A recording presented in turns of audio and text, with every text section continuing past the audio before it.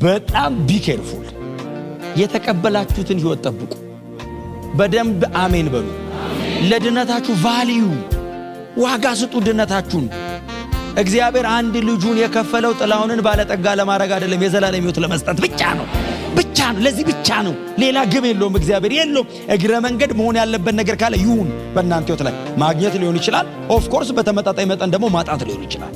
በጣም ሰው ሊያውቃችሁ ይችላል። ቀጥሎ ማንም ከነመፈጠር ላያውቅ ይችላል። ይሄ አይደለም ግቡ። ሕይወት ነው፣ የዘላለም ሕይወት። አይ በዚህ ሪጆይስ እያረክ መኖር መቻል። ኢየሱስ አለኝ ብለህ ብቻህን እየዘመርክ መኖር። ሰይጣንን ባዶ እጁን የምትለካው እንደዚህ አይነት ክርስቲያን ስትሆን ነው እንጂ ምን የለኝም እንዴት ይባላል? ያለህን ጀምር እስቲ። ኢየሱስ ብለህ ከጀመርክ ምንድነው የሌለህ?